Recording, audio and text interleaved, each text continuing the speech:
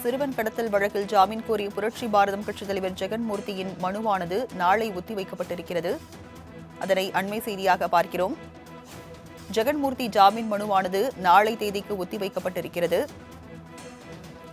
சிறுவன் கடத்தல் வழக்கில் ஜாமீன் கோரிய புரட்சி பாரதம் கட்சித் தலைவர் ஜெகன்மூர்த்தியின் மனு நாளை ஒத்திவைக்கப்பட்டிருக்கிறது. விவரங்களை செய்தியாளர் கிருஷ்ணா வழங்க கேட்கலாம். கிருஷ்ணா, ஜெகன்மூர்த்தியின் ஜாமீன் மனு ஒத்திவைக்கப்பட்டிருக்கிறது. என்னென்ன வாதங்கள் இன்றைக்கு வைக்கப்பட்டது? விவரங்கள் என்ன? வணக்கம். சிறுவன் கடத்தல் வழக்கில் கேவி குப்பம் தொகுதியின் எம்எல்ஏ புரட்சி பாரதம் கட்சியின் தலைவருமான ஜெகன்மூர்த்தியின் முன்ஜாமீன் மனுவை உச்சநீதிமன்ற உத்தரவின்படி நீதிபதி ஜெயச்சந்திரனுக்கு ஒதுக்கி சென்னை உயர்நீதிமன்ற தலைமை நீதிபதி உத்தரவிட்டிருந்தார்.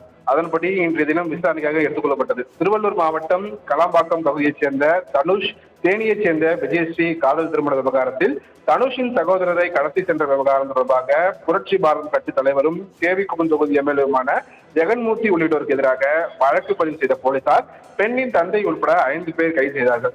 இந்த நிலையில் தன்னை காவல்துறையினர் கைது செய்யக்கூடும் என கோரி முன்ஜாமீன் கோரி ஜெகன்மூர்த்தி சென்னை உயர்நீதிமன்றத்தில் மனு தாக்கல் செய்திருந்தார். இந்த மனுவை விசாரித்த நீதிபதி வேல்முருகன் விசாரணைக்கு ஆஜராகும்படி ஜெகன்மூர்த்திக்கு உத்தரவிட்டிருந்தார்.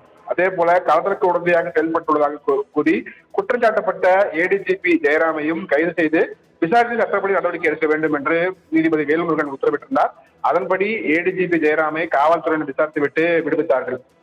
தனக்கு எதிராக பிறப்பிக்கப்பட்ட உத்தரவை எதிர்த்து ஏடிஜிபி ஜெயராம் தாக்கல் செய்த வழக்கை விசாரித்த உச்சநீதிமன்றம் ஜெகன்மூர்த்தியின் முன்ஜாமீன் மனு மீதான விசாரணையை வேறு நீதிபதிக்கு மாற்ற வேண்டும் என்று சென்னை உயர்நீதிமன்ற தலைமை நீதிபதிக்கு உத்தரவிடப்பட்டிருந்தது. அதன்படி ஜெகன்மூர்த்தியின் முன்ஜாமீன் மனு மீதான விசாரணையானது நீதிபதி வேல்முருகனிடமிருந்து நீதிபதி ஜெயச்சந்திரனுக்கு மாற்றப்பட்டது. ஜெகன்மூர்த்தியின் முன்ஜாமீன் மனு நீதிபதி ஜெயச்சந்திரன் முன்பாக இன்றைய தினம் விசாரணைக்காக வந்தபோது அரசு தரப்பில் ஆஜரான கூடுதல் தலைமை வழக்கறிஞர் ரவீந்திரன் உச்சநீதிமன்ற உத்தரவின்படி வழக்கு சிகிச்சைக்கு மாற்றப்பட்டதாகவும் வழக்கின் விசாரணையை நாளைய தினத்துக்கு ஒத்திவைக்க வேண்டும் என்று கோரிக்கை வைத்தார். காவல்துறை தரப்பின் இந்த வாதத்தை ஏற்றுக்கொண்ட நீதிபதி வழக்கின் விசாரணையை நாளை தினத்துக்கு தள்ளி வைத்து உத்தரவிட்டிருக்கிறார்.